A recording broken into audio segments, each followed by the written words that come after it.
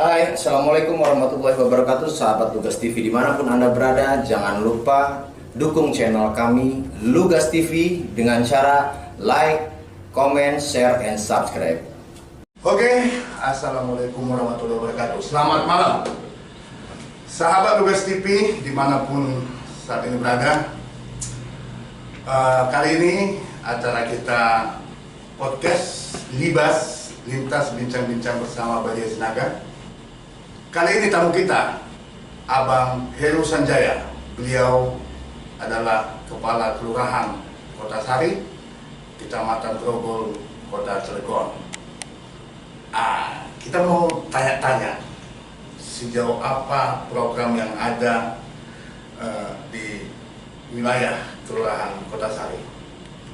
Tidak lama-lama, sahabat Lugas TV, kita sambut Lurah Kota Sari, Heru Nijawa. Assalamualaikum warahmatullahi wabarakatuh.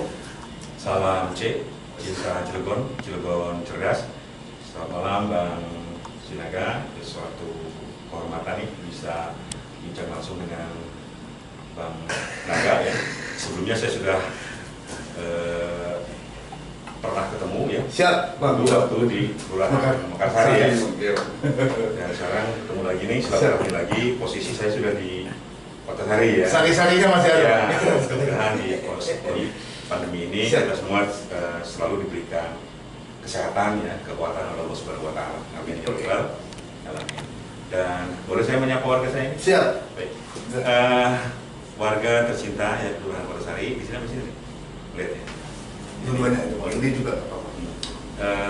Warga tercinta Kelurahan Kota Sari, saya Heru Sanjaya Kelurahan Kota Sari mengimbau kepada seluruh warga Kelurahan Kota Sari khususnya di musim pandemi ini yang COVID ini terus menaik ya, perlahan tapi pasti naik, kepada warga untuk selalu terus memperhatikan protokol kesehatan, selalu pakai masker ya, mencuci tangan dengan menggunakan sabun dan hand sanitizer, menjaga jarak, kemudian kalau bisa stay di rumah aja, jangan berpergian ya, stay calm, stay cool, stay at home gitu.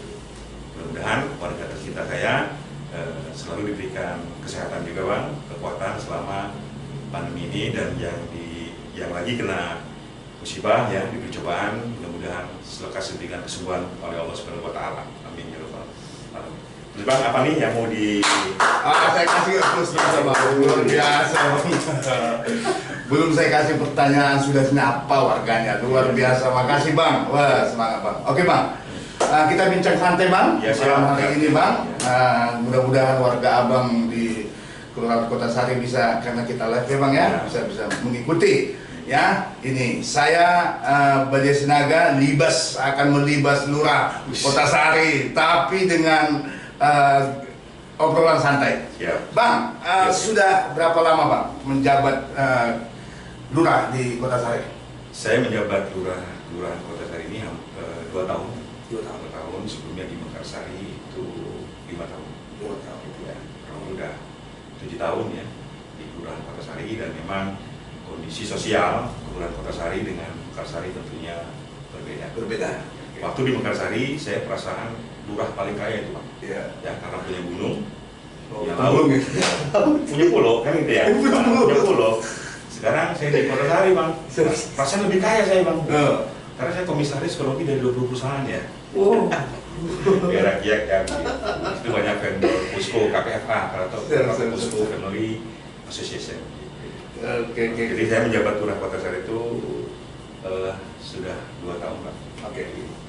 Dan Kelurahan Kota Sari itu terdiri dari 3 bagian wilayah kelurahan, bagian wilayah lingkungan, ya, bagian wilayah perumahan, bagian wilayah industri.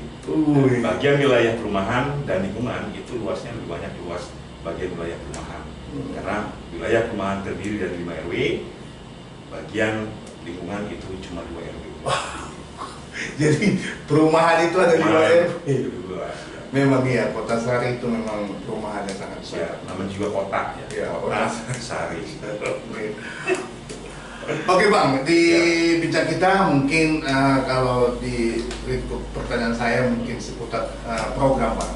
Ya, mungkin yang pertama yang saya katakan ini yang mau saya tanya ke Bang Heru, kelompok tani wanita KWT Toga. Ini lagi marak juga nih di Kota Cilegon, berlomba-lomba saya lihat ya programnya. Ingin tahu Bang, juga warga bisa melihat warga Kota Sari. Kelompok tani wanita Toga. Kelompok wanita tani. Oke, balik saya. Sorry. Sejauh apa Bang kegiatan udah dilaksanakan di Kota Sari? Baik, terima kasih Bang Aga. Masalah kelompok wanita tani dan Toga ya, namanya Kebun Serekwangi. Kebun Serekwangi, kelompok wanita tani dan Toga. Saya bina KWT ini semenjak tahun 2019. Ya. Begitu saya pindah ke Kota Sari, memang pada waktu itu agak sedikit vakum. Kemudian saya hidupkan lagi, saya dorong lagi untuk KWT itu, dan alhamdulillah pada waktu itu berjalan lagi KWT. Memang pada waktu itu lahan yang kita manfaatkan sedikit Pak, kecil gitu. Nah sekarang tahun 2020 ini, tahun 2021 ini lahan kita alhamdulillah sudah besar dan ada 2 lahan yang dikelola KWT. Yang pertama awalnya digabung nih KWT dan Toga, karena sekarang kita mendapatkan 2 lahan KWT dan Toga kita pisah. Dan dalam membina KWT ini saya memaksimalkan 3 fungsi tata pemerintahan, yaitu pemerintah, swasta, dan masyarakat. Lahan saya dapatkan dari PT CSU atau PT Laguna ya, pinjam pakai. Saya koordinasi dengan perusahaan, ada lahan-lahan yang tidur, memang lahan tidur perusahaan yang bisa dimanfaatkan oleh kita, dan perusahaan itu berkenan ya, berkenan untuk kita kelola. Baju Diris dan Tangga Chandra, kita mengelola 2 lahan milik PT Laguna. Kemudian seiring berjalannya waktu, kita juga membuat proposal ya ke PT Lotte, Titan Chemical Nusantara, dan alhamdulillah kita mendapatkan CSR ya dari PT Lotte, dan kita pergunakan itu untuk pembuatan pagar ya, sekeliling KWT dan pembuatan saung ya. Di samping itu ada pembuatan kolam bioflok ya untuk budidaya lele, dan itu semua dari PT CSR. Oleh karena itu kami atas nama pemerintah Kelurahan Kota Sari menyampaikan apresiasi dan mengucapkan ribuan terima kasih nih kepada PT Lotte dan PT Laguna yang sudah berkontribusi di wilayah di sekitar perusahaan ya, dengan memberikan bantuan CSR untuk untuk kegiatan kelompok wanita tani. Oke Bang, ini kelompok wanita tani Toga ini kan udah digabung Bang ya. Itu programnya kementerian, pemerintah pusat, provinsi atau kota, bisa nggak diceritakan Bang? Ya, itu memang program kita ya, program kelurahan. Itu terus memang ada pembinaan juga dari DKPP, dari DKP provinsi juga. Kemarin itu kita mendapatkan bantuan kalau tidak salah untuk pembuatan rumah bibit ya, atau greenhouse, dan alhamdulillah sudah berdiri ya, dan alhamdulillah mendapatkan apresiasi, dan kita juga mendapatkan pembinaan dari DKPP Kota Cilegon gitu kan, untuk bagaimana menata KWT itu atau Toga ini biar lebih maksimal lagi, dan kita juga bekerjasama dengan salah satu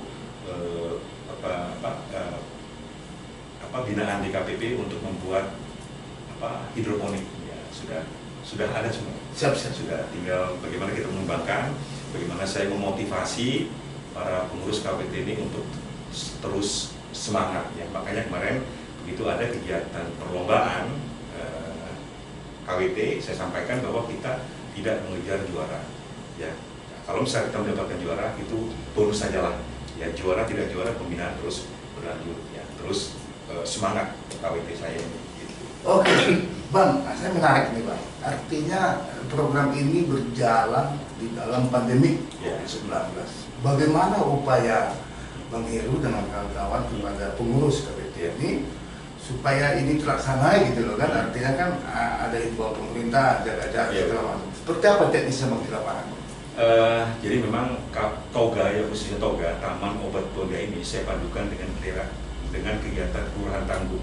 Ya, Toga ini kan isi tanamannya obat-obatan. Ya, obat-obatan.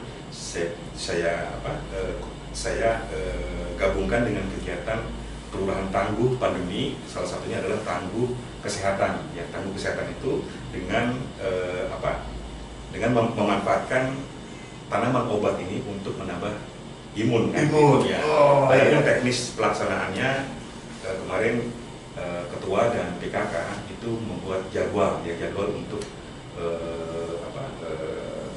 mengurus ya, mengelola tanaman itu. Jadi biar jangan terlalu banyak pengurus yang terlibat dalamnya, karena penuhi ya dibuat jadwal pagi, siang, dan sore untuk menyiram tanaman. Gitu Bang. Jadi toga ini saya gabungkan saya combine dengan kegiatan kelurahan tangguh ya. Ada tangguh kesehatan, tangguh bencana ya. Salah satu dari tangguh kesehatan itu ya kita kan harus menjaga imun kita ya, salah satunya adalah dengan minum minuman jahe, serai wangi kan gitu. Karena pengurus kita ada yang membuat jamu jahe gitu Bang. Oh jadi Bang, ada perlombaan kata Abang tadi kan Ya. di tingkat Kota Cilegon. Di 43 kelurahan kalau tidak ada lahan tidur atau apa, itu gimana itu Bang? Kalau nggak ada itu sebenarnya bisa aja ya di pekarangan-pekarangan Oh, gitu. ya, di pekarangan rumah ya. Jadi kita ini kan membina KWT dan toga ini dalam rangka mengedukasi warga juga. Ya, mengedukasi ya. warga bagaimana caranya di rumah warga Silakan. pun ya dibuat toga Iya. di pekarangan depan, samping atau di belakang Iya, iya. yang bisa dimanfaatkan oleh pemilik tentunya kan gitu. Siap. Gitu Pak. Oke, sahabat Lugas TV yang luar biasa. Malam hari ini Bang Heru Sanjaya telah memaparkan tentang program masih pertama ini. Pertanyaan kita programnya tentang kelompok wanita tani ya, yang akan juga ada tersebar di ibu kota Cilegon di kelurahan. Oke Bang, kita lanjut Bang. Siap. Ini yang sempat berhenti dananya nih karena COVID, karena dialihkan ke COVID. Mungkin Abang sudah paham. DPWKL, Dana Pembangunan Wilayah Kelurahan. Ya, yang sudah diketok palu oleh Pak Wali Kota kita, Pak Elgi Christian. Sejauh apa Bang di Kota Sari dan apa saja program DWPKL untuk tahun ini di Kelurahan Kota Sari Bang? Saya koreksi ya Bang ya. Ya. Sebetulnya bukan dihentikan, cuma ada pengurangan anggaran. Iya, dialihkan ke. Ada pengurangan anggaran. Oh, ada pengurangan. Ya, Siap, Bang. Bukan dihentikan. Nah, untuk Kelurahan Kota Sari sendiri tahun 2021 ini kita mendapatkan anggaran sekitar 379 juta sekian ya. Oh, siap. Nah, kita bagi dengan 3 termin. Ya, termin pertama ini kita melaksanakan pembangunan posyandu. Ya, posyandu di lingkungan Masjid ya, RT 03, RT 01, di mana di RT ini memang belum punya posyandu.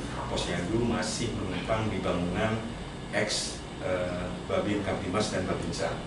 Nah, karena memang ada anggaran, ya, kemudian lahannya ada, kita kan kesulitan buat posyandu itu lahan Bang, ya lahan. Karena memang di masjid ini ada lahan, warga punya lahan, kemudian juga siap diserahkan, siap dibangun untuk posyandu, ya kita anggarkan. Jadi kita anggarkan 130 juta untuk kegiatan posyandu dan mungkin sekarang sudah 95% sudah selesai dan posyandu ini bisa dimanfaatkan ya, kurang lebih balita itu ada mungkin 80 balita, kemudian 20 lansia, dan kemarin terakhir itu ada kira tiga wanita hamil. Oh, Jadi besar manfaatnya ya, karena memang sekarang posyandu itu bentuknya prototipe ya, sama semua, itu 7x7 gitu. Saya ucapkan terima kasih nih kepada Pak Wali Kota ya, karena memang cakupan di PB itu kan cuma 3 dulu ya, komblok, drainase sama TPT. Sekarang di domainnya diperluas lagi, ada posyandu, ada rehab masjid atau musola, kemudian pembuatan posyandu, jadi cakupannya lebih luas lagi, dan yang pasti itu semua untuk masyarakat. Siap. Oh, itu termin 1 Bang. Iya, itu termin 2-nya kita membuat RTLH, membangun RTLH, rumah tidak termin 1 sudah selesai. Hampir nih, Hampir selesai. makanya sekarang pengurus lagi mempersiapkan administrasinya untuk pengajuan termin ke-2. Nah, termin kedua ini kita merencanakan pembangunan rumah tidak layak huni. Oh. Ada kurang lebih 5 ya. 5 rumah itu, ya 4 rumah itu di Ciurewetan dan 1 rumah di Ciurewaseh. Itu yang RTH. Kemudian ada pembangunan juga drainase ya. Drainase itu ada di RT 03, RT 06. Kemudian termin ketiga itu ada pembuatan sumur sapan. Sumur sapan ya. Dan kemudian ada juga pembuatan drainase di di Sumur Menjangan RT 02 RT 01. Wow, luar biasa. Artinya dengan dana 700 sekian lah. Bukan 379 juta, ya 380 kurang 1 juta. Untuk semua. Iya. Maksudnya untuk apa nih? Untuk Artinya bisa satu termin, hari. 3 termin atau 3 termin? Itu 3 termin, Pak. Jadi Segitu? 379 juta Oh, itu. 379. Ya, dibagi 3 termin gitu. Wow, kecil amat.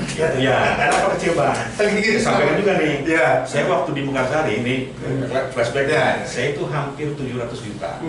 Nah, saya sampaikan tadi, kenapa di kita kecil? Karena memang ternyata anggaran di PWK kita ini hanya diserap oleh 2 RW saja. Tuh. Karena perumahan tadi. Betul, karena perumahan itu fasilitas-fasilitasnya belum diserahkan. Oh iya, paham. Itu, Oke. makanya kecil. Tapi kecil mudah-mudahan berkah. Kecil cukup kan gitu ya. Itu mudah-mudahan kecil anggaran itu, tapi pembangunannya mengena di masyarakat. Oke, sahabat Lugas TV, untuk DWPKL, dana pembangunan wilayah Kelurahan Kota Sari, karena ada 7 RW, 5 RW itu rata-rata perumahan, ya kan? Jadi 2 RW ini bagi saya sih udah termasuk kecil juga. Artinya tadi membangun posyandu, rumah tidak layak. Ini ada berapa? 5 unit ya, Bang? 5 unit dan satu lagi apa tadi, Bang? Rumah Suasana. Sungguh resapan dengan anggaran kurang lebih 400 juta.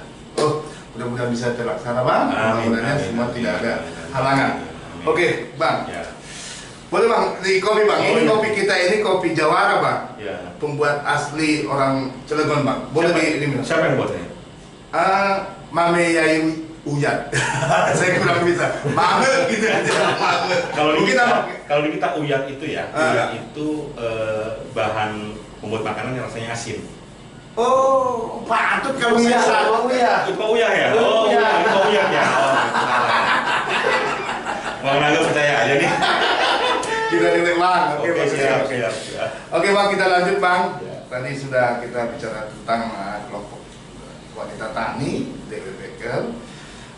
Sekarang saya lanjut ke ini, Bang. Pelayanan umum, Bang. Oh, gitu sih. Pelayanan umum di Kelurahan Kota Sari kita di masa pandemik ini. Saya belum lihat nih, dari depan sudah tersedia protokol kesehatan, peralatan seperti apa. Abang bisa ceritakan nih, kalau masuk kita seperti apa, Bang? Pelayanan umum, Bang. Oke, Bang. Jadi begini Bang, saya cerita dulu ya. Begitu saya tahun 2019 pindah ke Kota Sari. Nah, saya kan orientasi lapangan nih, ya kan, muter-muter manajemen by walking around. Saya muter-muter. Nah, saya simpulkan tadi kita itu ada bagian wilayah perumahan. Ya, bagian wilayah perumahan itu yang notabene orangnya sibuk kerja segala macam, ya heterogen lah. Nah, saya ingat nih Bang, tahun 2000 kurang lebih 2016, 2017 itu ada salah satu kelurahan di Cilegon yang dia bela-belain hari Minggu masuk, ya. Hari Sabtu kalau nggak salah hari Sabtu hari Minggu masuk, hari libur masuk lah. Kenapa masuk? Dia bela-belain berikan pelayanan kepada salah satu lingkungan perumahan, perumahan kalau nggak salah ya. Nah, kalau menurut saya ada yang dikorbankan di situ, Bang. Ya, waktu jam istirahatnya staff ya. Kemudian saya melihat di Kota Sari kurang lebih sama nih. Gitu. Maka saya berpikir bagaimana caranya biar orang-orang di komplek ini merasa terlayani walaupun hari libur atau malam hari. Gitu. Nah, oleh karena itu saya 2019 itu menciptakan sebuah inovasi yang saya sebut namanya Smart Kota Sari Online. Ya. Ini aplikasi berbasis web. Ya, aplikasi berbasis web. Jadi ini aplikasi untuk saya ciptakan untuk masyarakat dalam rangka memudahkan berikan pelayanan. Jadi sistemnya semacam sistem reservasi, Bang, itu pesanan. Jadi masyarakat saya itu, warga saya itu bisa membuat pesanan sesuai dengan kepentingannya, umpama membuat SKTM atau membuat surat-surat keterangan lainnya, dia bisa lewat HP walaupun di rumah. Gitu. Jadi begitu di kantor dengan berbagai proses. Begitu di kantor hanya nanti datang ke kantor memberikan surat pengantar dari RT, itu sudah kita siapkan, gitu Pak. Jadi Smart Kota Sari Online ini semacam reservasi ya, pesanan gitu. Jadi masyarakat itu bisa melayani sendiri di rumah melalui HP, gitu Bang. Jadi namanya Smart Kota Sari Online. Nah, harusnya diuntungkan warga itu begitu ada pandemi, ya kan? Jadi mereka ke kantor nggak Ini antri. sebelum pandemi dong ini? Sebelum pandemi. Tapi saya launching itu Januari 2000. Akhir 2009 awal 2020 ya gitu. Bahkan pada waktu itu saya undang Kominfo, undang Bapeda ya, kemudian undang bagian organisasi saya launching di kelurahan ya, gitu. Dan lagi masa-masa sosialisasi bulan Mei datanglah pandemi, datanglah bencana COVID ini kan. Jadi sosialisasi belum maksimal, kemudian ada saran dari Infocom supaya domainnya dirubah. Saya kan www.smartco.net disarankan karena memang Pak Lurah yang buat, katanya kan dari ini punya pemerintah, diganti www.smartco.go.id. Nah, belum sempat saya ganti, muncullah pandemi. Gitu. Nah, nggak apa-apa, waktu itu memang sebagian sudah ada yang masuk ya, pelayanan sudah ada yang masuk. Nah, 2021 ini saya sempurnakan Pak, 2021.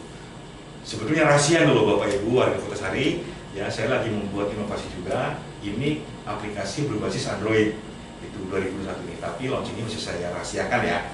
Gitu. Jadi berpenasaran. Ya, berpenasaran. Jadi Smartco di dalamnya ada yang disebut dengan Esko, ya Explore Kotasari.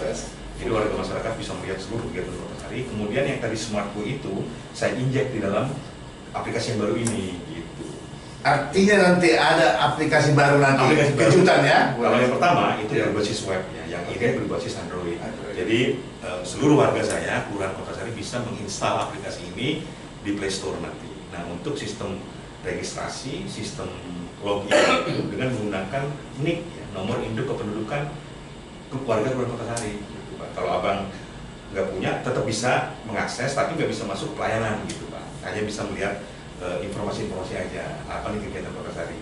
Nah, kalau warga saya, dia otomatis bisa masuk ke sistem pelayanan. Kemudian kalau saya mengupdate suatu berita ya, mengupload berita, otomatis di HP seluruh warga saya yang menginstal aplikasi itu nanti ada notifikasi, nanti ada notif gitu bahwa begitu saya upload kegiatan, otomatis langsung masuk ke HP semua warga saya yang menginstal ya, ada notifikasi bahwa ada gitu. Ada Wah, luar biasa kayak gitu.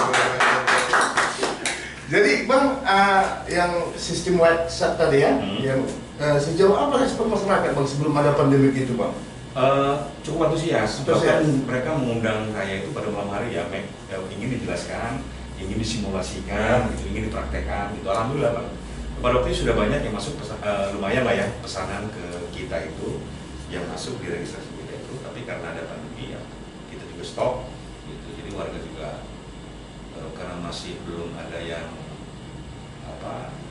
belum sosialisasi ya, gitu. Jadi ya sempat vakum juga. Jadi, tapi kalau sistem minta surat keterangan ke RT tetap aja kan? Ya, jadi tetap harus bersentuhan dengan RT. Jadi gini Pak, masyarakat begitu dia, saya pengen bikin surat keterangan apa gitu ya. Nah, nanti kan dipesan tuh, begitu sudah pesan, kirim ke kita, nanti ada notif kan. Nah, nanti kita cek tuh NIK dia tuh. Nah, mereka ada otomatis nih dengan NIK sekian atas nama Bang Jinaga, yang alamat, dia semua keluarga segala macam gitu. Nanti kita jawab juga di notif bahwa pesanan Anda kita proses kan. Kalau sudah selesai pesanan Anda bisa diambil besok pagi, itu jam hari kerja dengan membawa. Nah, itu kan syarat ketentuan ya. Dengan bawa satu pengantar KTP, KK, data penipuan, itu gitu biasalah. Oke. Jadi datang itu menghindari antrian Bang. Gitu. Oh Jadi datang, iya. tinggal walaupun dia datang jam 12, jam istirahat kan kita sudah siapkan. Nanti ada petugas kita yang menyerahkan. Waduh, luar biasa. Tapi kan Bang ada masyarakat yang gagal teknologi gitu, gagal itu ada upaya atau ada trik untuk jemput bola atau seperti apa, atau seperti biasa datang atau gimana? Yang biasa pun kita layani, tapi yang masyarakat kami yang punya keterbatasan, saya sampaikan ke RT RW, Pak RW harus memahami aplikasi ini. Jadi RT RW yang bisa daftar ke kita gitu, atas nama si A, si B, si C. Jadi tetap RT RW yang pesan gitu Pak. Oh. Itu jadi warga tetap itu biar RT juga kita berdayakan lah. Abang tadi bilang RT RW, nah kan gajinya udah naik honor lah gaji. Apa pesan abang ke RT RW supaya lebih meningkatkan? Boleh Bang pesan kepada RT RW ya? Pertama-tama kami menyampaikan apresiasi dan mengucapkan terima kasih kepada Pak Wali Kota yang sudah menaikkan honor RT RW ya sebesar 1 juta, dan harapan kami Pak RT ini bekerja sesuai dengan ketentuan yang berlaku aja lah, sesuai dengan Perda nomor berapa itu nomor 5 kalau saya tentang lembaga pemasyarakatan. Di situ ada tugas-tugas RT lah, gitu ya. Paling tidak Pak RT bertanggung jawab kepada KRT-nya, karena memang untuk 1 juta ini kan bukan ukuran sebetulnya, ya, karena memang RT RW itu kan banyak juga yang kerja di industri, Pak. Jadi paling tidak setelah dinaikkan honor RT RW ini lebih bertanggung jawab lagi untuk mengurusi warganya lah, gitu. Oh, sahabat Lugas TV, malam hari ini luar biasa penjelasan Bang Heru Sanjaya, Lurah Kota Sari, telah membuat satu pelayanan inovasi yang baru buat di kelurahan bagi warganya. Apalagi ini di musim pandemi sangat-sangat membantu untuk pelayanan kita supaya kita jangan menimbulkan suatu kerumunan luar biasa. Bang, kira-kira ada program apa lagi nih Bang di kelurahan ke depannya, atau inovasi apa lagi Bang yang kira-kira yang ada di ide Abang ini? Jadi dulu sempat saya konsep juga ya, bagaimana caranya lebih masalah lembaga pemasyarakatan ini saya maksimalkan lembaga pemasyarakatan ini, baik RT, RW, Karang Taruna, LPM, PKK ya. Dulu sempat mau saya buatkan web ya, saya buatkan web untuk lembaga pemasyarakatan, di mana masing-masing RT itu punya passwordnya dan dia bisa mengupload langsung kegiatan-kegiatan di masyarakatnya. Dia bisa tampilkan potensi-potensi yang di wilayahnya. Dengan begitu harapan kami itu memancing setiap RT yang ada di Kelurahan Kota Sari.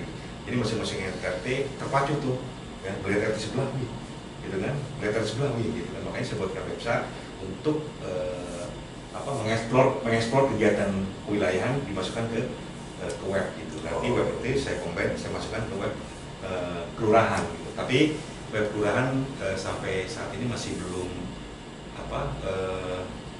bisa diakses Bang, karena masih ada masih transisi ya di kominfonya gitu ya.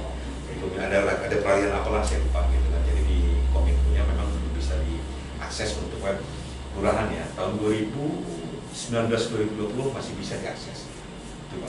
Well, jadi gitu. ya, Jadi Karang Taruna, RT, RW ya, PKK, saya buatkan web masing-masing, gabung web lembaga pemasyarakatan. Jadi masing-masing lembaga pemasyarakatan itu bisa mengeksplor kegiatannya, dimasukkan ke web itu, dengan harapan bisa memotivasi seluruh RT yang ada di Kelurahan Kota Sari. Gitu. Oh, Abang tadi singgung soal Karang Taruna. Ya. Tentunya Abang selaku tingkat Karang Taruna itu pembina ya, Bang, ya? Ya. Pembina di Karang Taruna tingkat kelurahan.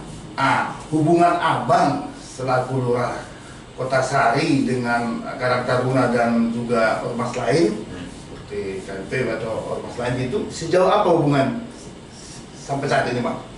Kalau hubungan dengan Karang Taruna itu kan bagian dari lembaga masyarakat. Ya. Nah, hubungan dengan kelurahan ya konsultatif koordinatif kan gitu. Ya. Konsultatif koordinatif. Tapi kalau Karang Taruna dengan RT itu koordinatif konsultatif. Gitu. Kalau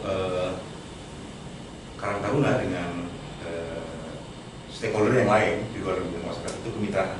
Ya. Kalau hubungan dengan kita, ya bidang kita lah Karang Taruna. Siap. Judulnya aja SPRD itu kan konsultatif koordinatif kan Ya. gitu. Konsultasi dengan lurah karena kita pembina, dan itu saya arahkan, saya bina supaya berjalan sesuai dengan aturan yang ada.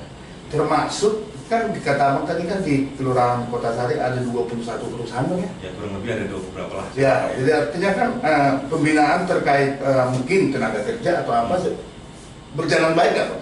Oh, berjalan baik. Selama ini Karang Taruna sudah berjalan sebagaimana mestinya, yang menjalin kemitraan dengan industri, karena pembinaan Karang Taruna itu kan mencakup industri, Ya. kemudian sumber potensi kesehatan sosial, kemudian bidang pendidikan, Ya. bidang kemasyarakatan gitu. Nah, hubungan yang sudah dilaksanakan dengan perusahaan Karang Taruna melalui kelurahan sudah cukup berjalan baik. Bahkan ada beberapa perusahaan yang membuka, ada lowongan kerja itu menginformasikan kepada Karang Taruna gitu, dan sesuai dengan kesepakatan Karang Taruna melakukan screening anggotanya atau pemuda-pemuda yang dari kita untuk bisa kerja di perusahaan. Oh. Gitu. Jadi sudah berjalan dengan baiklah, dan perusahaan pun terakhir tahun 2020 ya, sebelum pandemi kalau tidak salah, itu dari PT SPIJ itu mengadakan pelatihan ya untuk 3 kelas kalau nggak salah, fitter, kemudian instalasi, dan terakhir welder, kayaknya kurang lebih 10 orang ya gitu kan. Itu selama 3 bulan dididik, dilatih, di training di BLK provinsi kalau nggak salah. Oh. 2 bulan ya. Ya, dengan harapan itu kan buat invest perusahaan juga sebetulnya. Oke, sahabat Lugas TV, luar biasa bincang-bincang kita ini. Saya salut ini suasana seperti pejabat daerah. Oke Bang, ini kita ini termasuk Kota Cilegon masuk dalam peningkatan COVID yang cukup Ya, signifikan. Untuk warga Abang saat ini yang terkonfirmasi pasien COVID-19 ada berapa orang? Kurang lebih ada 20 orang. 20 orang Bang? Ya. Mungkin besok berkurang, ada yang balik. ada yang sembuh ya. Itu yang 20 itu isolasi mandiri atau Ada yang isolasi dirawat? mandiri, ada 3 ya, ada isolasi mandiri di rumah, kemudian ada yang dirawat di rumah sakit KS, di RSKM, ya, kemudian ada yang dirawat di Hotel Trans. Di Hotel Trans. Lagi-lagi Bang kasih pesan kepada warga Abang nih supaya protokol kesehatan gitu Bang. Tadi udah Abang kasih tahu ini untuk terakhirnya Bang itu Bang. Baik, saya menghimbau ya kepada seluruh warga Kelurahan Kotosari untuk lebih patuh lagi ya, mengikuti aturan-aturan yang sudah ditetapkan supaya kita terhindar dari COVID-19. Karena kalau sudah terkonfirmasi itu bakalan merepotkan semua ya, keluarga segala macam. Oleh karena itu kita ikuti saja lah aturan pemerintah yang samina wa ta'na dalam rangka mencegah penyebaran lebih luas lagi. Karena cukup signifikan nih Bang ya. Beberapa minggu ini kenaikannya cukup melonjak ya, tajam. Oleh karena itu kami mengimbau, tidak bosan-bosan mengimbau kepada warga masyarakat untuk terus melaksanakan protokol kesehatan. Gitu. Ya, benar kata Bang Heru Sanjaya. Beberapa 2 hari lalu kami juga punya tamu narasumber kita dari Yayasan Mengetuk Pintu Langit yang mengurus tentang pemakaman. Dan dia bercerita luar biasa. Dan pesan beliau juga, ya patuhilah protokol kesehatan untuk kondisi saat ini. Ya. Oke, sahabat Lugas TV, serasa sudah cukup saya bincang-bincang sama abang saya ini, Abang Heru Sanjaya, Kotosari. Bang, di sesi terakhir Bang, kita ada sosok yang di Lugas TV ini, Pak Blangkon. Oh, ya. Blangkon. Jadi Siap, perbincangan kita tadi dirangkum dia Bang. Oh. Dia akan memberikan intisari buat kita malam hari ini. Silakan Pak Blangkon. Assalamualaikum warahmatullahi wabarakatuh. Waalaikumsalam. Pemirsa Lugas TV dimanapun Anda berada, sudah kita dengar dan simak sama-sama perbincangan Bang Badia Sinaga dengan kali ini tamu kita Kang Heru Sanjaya yang nggak asing lagi, Lurah Kotosari. Kenapa nggak asing? Nanti akan saya Pak Blangkon jelaskan di bawah. Kali ini Pak Blangkon, Bang Badia Sinaga. Siap. Hanya memetik benang merah ada beberapa. 1, banyak programnya Pak Lurah ini. Semoga sukses selalu Pak Heru. Kedua, 3 kali jumpa dengan Lugas TV. Pak Blangkon pernah ke kebun liput dengan layu di bulan puasa ya. Nah, pokoknya sudah 3 kali dengan Lugas ketemu Bapak Lurah satu ini.